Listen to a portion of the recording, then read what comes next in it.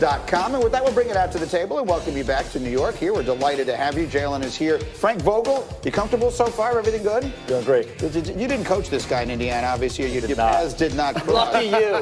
Before my time. I think you got the better of that bargain. And the Dans are here. Yeah. They've made themselves very comfortable over here. We've actually moved to New York. What's that? I moved to New York now. Sweater I on. live in just a cardboard box right outside because it's an easy commute. It's very nice to have everybody. Clean it. You got to pull up your pocket square, Greenie. You get the thing to stay where it is. Anyway, let's just mention that we're coming to you live from the Seaport District at Pier 17. We are brought to you by Chase, and here is the menu. That'll serve you for leaving us so much time. All right, time to get up with the Warriors. They won a huge game, and Boogie Cousins played great. So why is he, Jalen, comparing his team to a soap opera? We'll talk about it in a minute. And then he came, he threw, he left. Did Kyler Murray do enough yesterday to become the #1 pick in the draft? We've got you covered, including which team has already reached out. And as we wrap up free agency, who won? Who lost? Who's now in position to win the whole thing? Answers to those and other questions on Get Up, which starts right now. Jalen, let's start with the NBA game of the night. Warriors-Rockets, they met 7 times in the Western Conference Finals. They met last night. Steph Curry, James Harden, yes. Kevin Durant not playing. Meanwhile, DeMarcus Cousins just showing you all the things he can do. Like, nice kick out there for Steph Curry. Curry was hot early. Curry does a terrific job of moving without the basketball, and we all know he's probably one of the greatest shooters that any of us have seen. Warriors up 10 after 1. Second quarter, Rockets down 7. CP3 from the corner, and the Rockets are within 4. Now, just over 30 seconds to go. Watch James Harden cook. It would be a 2-point game at halftime. James Harden, who struggled from the three-point line overall on the evening, knocked that one down. He was 2 for 12. Bear in mind, Houston looking for the season sweep. They'd won the first 3 meetings. Rockets down 2 in the third. We got a little wild play here. Chris Paul trying to save it inbounds. Now in transition, running the floor from the 5 spot. Steph Curry feeds him. Little hangman right there. Got to get a little more lift, but he got it in there. And he's running the floor as he sort of works his way back into shape. Fourth quarter now. The Warriors are up 9. Here comes Clay. How about this? The Golden State Warriors are 50-7 when Clay scores 30+. Which he did last night. He scored exactly 30. They're up a dozen. Now they're up 11, and it's Cousins showing you the repertoire. Going with the reverse. He would score 27. This was his best game as a Warrior, but the Rockets wouldn't go away. Harden, yes, it's a 6-point game with a minute and change. 15 seconds to go. Rockets down 4. Chris Paul driving. Oh, is it a good call? They call yes, plus the foul. Did he push off? That's big boy basketball, Greenie. That's not a push off in that red area. He took a guy that's 6'7", put him in the basket, and won. Makes the foul shot, so it's a 1-point game. After 2 Curry free throws, it's a 3-point game with 8 seconds left. So they foul Harden there, so he's going to go to the line just shooting 2. He makes the first. He has to miss the second intentionally. Oh, they got a tip. Oh, they got a chance. Oh, a 2 would tie it, but they're not going to get it. Iguodala comes away with it, and the Warriors come away with the win. Steph scored 24. Harden scored 29, but not enough. Warriors, win it 106-104. And so let's take a look at where everybody sits now in the wild, wild West. Golden State a game and a half up on Denver atop the conference standings. Rockets fall to 4th. They have the same record as Oklahoma City. OKC currently owns the seeding tiebreaker, but we're going down the final month or thereabouts of the season, and it is jam-packed up at the top. And we were actually talking earlier this morning, Frank Vogel and I, about it's also jammed at the bottom of that playoff bracket in the West as well. But as you look at those standings, you look at Denver, you look at OKC, you look at Houston, everyone is sort of chasing Golden State. Who's the biggest threat to the Warriors in your view? Well, to me, it's still the Rockets. You know, when you have a team that has deep playoff experience with a current core like they have, that's just so valuable when you get into the playoffs this year. So to me, they're still the #1 contender, but there's a lot of contenders out there. Well, Jalen has been on Denver from the moment we launched this thing. Do you remain on Denver, Jalen, as the biggest threat? For Denver, home court advantage is going to be a big-time key. If they're able to secure the 1 seed, and then now you get a chance to host Game 7s on your home floor, I think that allows the Nuggets to have a clearer path to possibly make it to the conference finals if that is able to happen. You know, and as we were talking this morning, you made an interesting point about how we're going to see a lot of these big stars at the top of the bracket, and everyone will point out that LeBron James is not going to be in these playoffs. He's not the only superstar in the Western Conference we will not see. There's no doubt, and this speaks to the success of the Clippers, the Spurs, what Pop is doing without his core that's been together for all those years, the Jazz. Portland responded from a difficult playoff exit last year. Those 4 teams have had great seasons this year, and as a result, Anthony Davis not in the playoffs. LeBron James is likely not going to be in the playoffs. Karl Anthony Towns likely not in the playoffs. The Sacramento Kings are having their best season in 13 years, likely not in the playoffs because of the success of these other teams. He was saying this morning he does not believe there will be a sweep in the first round, that the balance in the West is such that we should see really good series practically everywhere in the first round out West. Do you agree? I'm rolling with Coach on this because of the character of the teams that are at the bottom. You mentioned the San Antonio Spurs. I can't imagine them being swept out of the playoffs just because of the pedigree that they've established. And the teams at the top, while they're terrific basketball teams, each of them has flaws. This isn't the Golden State Warriors from a couple of years ago that won 73 games. Every team has strengths and weaknesses. This team has them as well, so I agree with Coach. All right, now speaking of the Warriors, Boogie Cousins, I told you, played his best game as a Golden State Warrior last night, but he has been somewhat taken by all of the drama that surrounds this team. Listen to the analogy he made after the game. Have you been surprised this year? It does seem like it's a different something every day, right? Oh, it's something every day. It's like, my grandmother, when I was younger, she had this show she used to watch. I'm sure y'all heard of it, As the World Turns. And, it was just, she called it her story. I got to watch my story. I used to watch it with her, and, every episode, it was something. That's what this has turned into, As the World Turns. The NBA is a soap opera in itself. It's probably the best soap opera in the world. And then you got this team which is right in the middle of that entire soap opera. So it's interesting. So what do you say to Boogie Cousins, who says this thing is a soap opera? Welcome to relevancy, okay? He was a member of the Sacramento Kings. They didn't make the playoffs. He didn't get a chance to play with the Pelicans when they made the playoffs, and they actually swept in the first round without him. He recovers from an injury. Now all of a sudden he gets a chance to play for a team that's going for his 4th championship in 5 years. And so when you look at their starting lineup, 3 of those guys are free agents this offseason. Boogie, KD, and Clay. So we're going to talk about it. When there are blow-ups in the huddle with Draymond Green and KD, we're going to talk about it. When we reading Steve Kerr's lips, that's going to be a conversation piece. So that comes with the territory. That's why he signed a $5 million deal to go play with the Golden State Warriors. Frank, it is. You've been in the middle of this. You've made deep playoff runs in Indiana and whatever it is. The whole thing is kind of like a soap opera. The whole league is, and they're the best story. They're the dynasty. They have all the best characters, and they're the best part of the story. But every team has its own little soap opera and their own little stories and issues going on. So it's they're not alone. I say this. I don't think it's a good analogy. I think it's a great analogy. It is a perfect analogy, and it is actually the genius, I believe, if you go all the way back, of David Stern, who first recognized the way we can sell this product is by turning our players into stars. More than in any other sport, the stars of the National Basketball Association are like the leading characters on the different soap operas. You watch these things, something crazy is always happening. Someone is his own twin, and someone else just woke up from a coma and realized they were married when they were whatever it was. And that's what the NBA is. You got the villains, you got the heroes, we know all these personalities, and it is the single best thing about the league. Absolutely. And look no further than the logos. Think about it. When you look at the NFL logo, it's a shield. When you look at the NBA logo, it's a player. Right. Jerry West. That's the distinction that you're talking about. All right, we have more on the basketball as we go. In fact, that's where we will begin. Get up and go, as I'm going to run you through a bunch of the big stories. And Jalen, it starts with Russell Westbrook, his 26th triple-double of the season in the Thunder win over the Nets. Are we taking his greatness for granted? Yes, we are. I am disappointed. This is the first time I've said his name all day.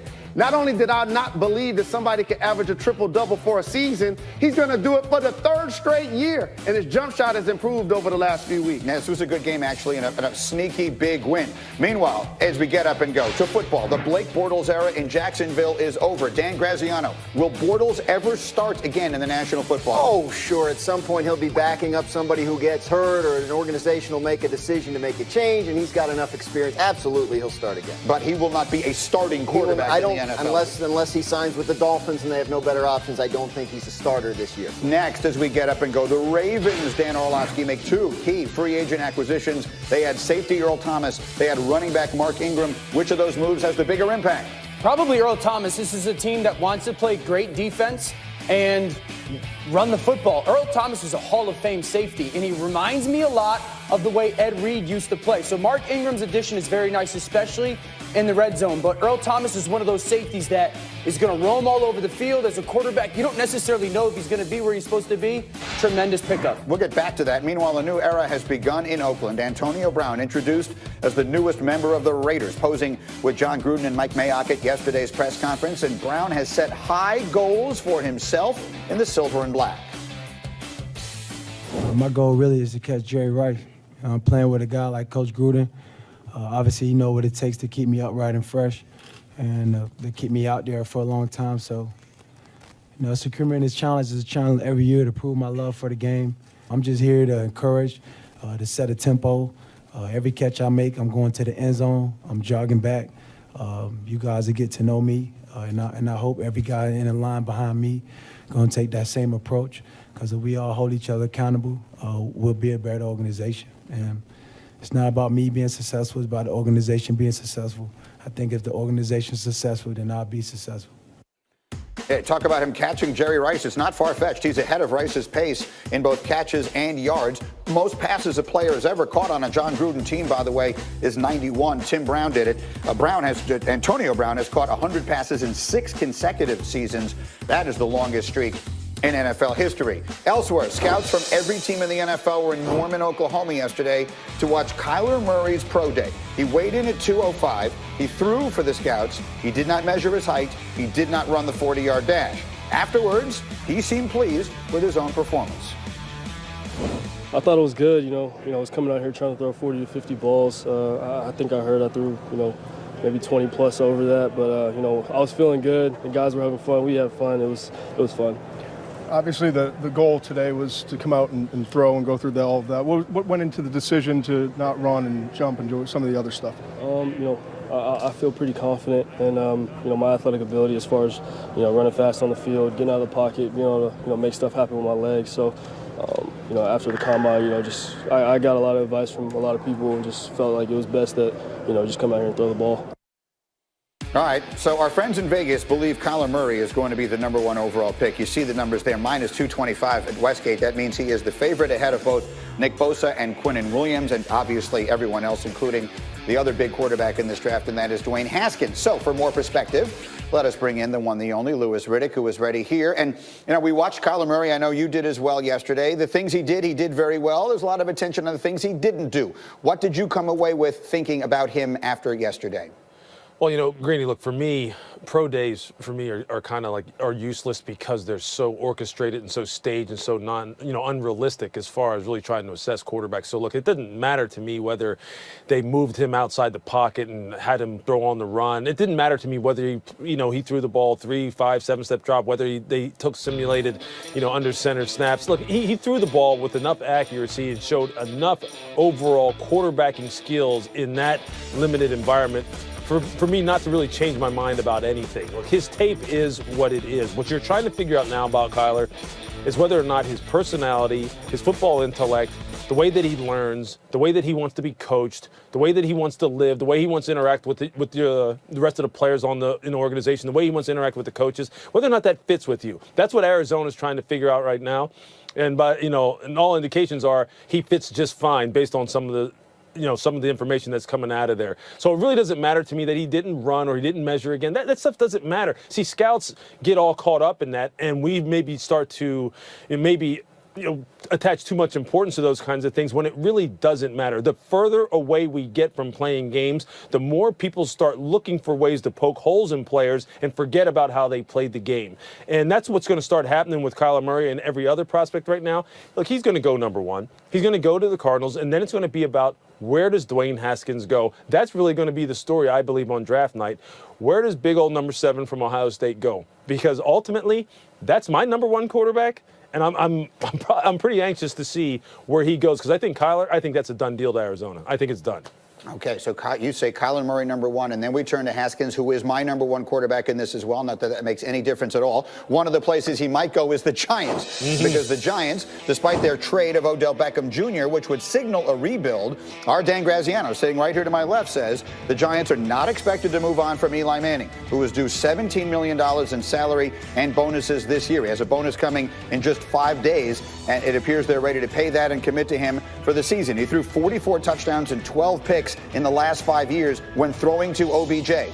He threw 46 touchdowns and 39 picks when targeting everybody else. And so, Lewis, we talked to you yesterday. I know you've been scratching your head over the trade of Odell Beckham Jr. What is your reaction to what appears to be, for the moment, the Giants' decision to hang on to Eli for another year? Yeah, I mean, they really have no other choice, Granny. I mean, they're not going to go into the season with just a rookie quarterback or some other veteran option that they could, acquire and go into the 2019 season like that. They're just not going to do it. They're going to, right now, they've already made mention of the fact that they like the Kansas City plan, right? I mean, so we've heard that. That means they want the veteran to bridge to the young guy who they're going to draft high, just like Kansas City had with Alex Smith and Patrick Mahomes. The only problem with this is right now is that they've set themselves back as far as the rest of the roster build, unlike in Kansas City where they had a very strong roster and they were an AFC title contender. They were a Super Bowl title contender. So I don't have any problem with them keeping him because they have no other choice but to keep him. Look, if they take him, if they didn't bring him back for 2019, then this football team is absolutely flat. It has nothing. It has really, to me, it's a total... I mean, you basically have just smashed this team down to the ground and you're starting totally from scratch. At least in this way, at the most important position, you have a natural plan of succession for a young quarterback, and you give that young quarterback a chance to develop, really kind of learn from Eli as far as how to prepare for the offseason, how to prepare for training camp, how to study game plans, how to prepare for opponents. It makes sense. But as far as the rest of the team and them winning in 2019, I'd be hard-pressed to say that they will be anything even close to 500. And that's unfortunate because the rest of the plan surrounding Eli for 2018 in particular, which is where they thought they could support him enough to be NFC East title contenders, the rest of that just really, it blew up in their face, and that's unfortunate. Yeah, and so that very quickly, because I know I'm still at the beginning of the process, so I'm sort of asking you to guess here, but if they do decide Dwayne Haskins is the guy that they want, they sit at 6. Can they stay there, or will they have to move up to get him? Yeah, that'd be a gamble, wouldn't it? I think they're going to have to move up. I think there's going to be teams who are quarterback needy who are going to try and jump up in there in those top 3 selections after Arizona takes Kyler Murray. And to be safe, obviously, where would you go? You go to number 2. Do the Giants go ahead and go up there to try and select him? Is it true that maybe they do like Kyler Murray themselves? Or will they try and make a deal so they can get him at number 1, and Arizona just goes ahead and reaps the benefits and tries to gain a whole bunch of picks and really build out the rest of what is a needy roster for them too? It's fascinating, quite honestly. I don't believe that they can sit at 6 and wait. I think that would be a big-time gamble, because I'll tell you what, if someone jumped ahead of them and they just sat there and stood pat and didn't take Dwayne Haskins, you think the fan base is mad now. That would be, Dan, you'd be writing about that for a while, Graziano. A while. That is a point well made. Lewis, you're the best. Thank you, my friend. Man. I'm going to turn to Dan Graziano right now, actually sitting here, because you were the one who wrote this piece. And again, you said they're not committed to drafting a quarterback. There's so many different ways this thing could go. One of them, you just heard Lewis say, in his mind, it is lock, stock, and barrel done, that Kyler Murray will be number 1. What does that mean for Josh Rosen? That it seems to me, would put another quarterback in play somewhere, yes? Yeah, it would mean they'd probably look to trade Josh Rosen. Could they financially draft Kyler Murray and keep Josh Rosen? Yes, but it creates a lot of other issues, right, for your coaching staff. So you'd probably want to clear that out. So, yeah, a team like the Giants, if they're looking for a quarterback, a team like Miami, if they're looking for a quarterback, could be in the Josh Rosen market and steal him. He was a 3rd-rounder. It's pretty good value. Is it? I mean, he played so badly this past year, but we demonstrated earlier this week he was in a situation probably no quarterback could have succeeded in. A fresh start for him is probably a good thing. Does it make sense to you? Maybe that's where the Giants are looking. Absolutely. At worst, he's a second round. He's worthy of a second-round pick in the trade. This is a kid that has had a lot of success at the position individually. He's just been surrounded by a lot of chaos and lack of structure and a lot of time bad football teams. That was a terrible roster construction in Arizona last year. Head coach got fired, offensive coordinator gets fired. So if you mean to tell me that a team is going to look at the next decade and go, all right, we don't know if it's a lock that he's going to be our franchise quarterback for the next 10 years, but he's got a lot of things about his game that makes him be able to do that, and it's going to cost me a second-rounder, we're in. All right, I got one more thing I want to get a comment on here, and that is Earl Thomas signing with the Ravens. We talked about it briefly earlier. Shefty reporting Earl Thomas gets 4 years, $55 million in Baltimore, $32 million guaranteed, $22 million come in the first 9 months. And the first people you heard from were Cowboys fans, because everybody knows are everywhere. And they're loud and they're angry because everyone thought for sure Earl Thomas was coming to Dallas. The Cowboys have been very quiet this week. Dan Graziano, what gives with Big D? You know, we learned this at the Combine when somehow everybody figures out who's interested and at what level, even though they're not allowed to. But coming out of the Combine, the thought was Dallas was not going to play at this level of the safety market. Once we found out that the top safeties were going to be in the $13, $14 million a year range, this is not their reputation, but the Cowboys are a fairly disciplined team in terms of the way they run their off seasons now, and they want to commit their money to their players that they already have. DeMarcus Lawrence, Dak Prescott, Byron Jones, the cornerback, Amari Cooper, the receiver. They are focused on those extensions, and they did not want to overextend for a free agent that would hurt their chances. This is a smart move by the Cowboys, and I love Earl Thomas, but they've got a bunch of young talent on their defense already, and they're going to re-sign those guys at some point, and they like their back end. And Byron Jones is still there, Kayvon Frazier, Xavier Woods, some young players that they like. This wasn't a necessary move. Right number, sure, but this wasn't the right number. All right, to this point, they don't feel like one of the big winners in NFL free agency, but as we continue here on Get Up this morning, after this week of huge moves around the league, who were the big winners? Who were the big losers? And where does it leave the Super Bowl picture? We'll answer all those questions coming up on Get Up. And Draymond Green called the Warriors a soap opera. Wait till you hear what he did that has us believing the Lakers and LeBron could be in his future. That's right, and it's coming up. Get Up on ESPN.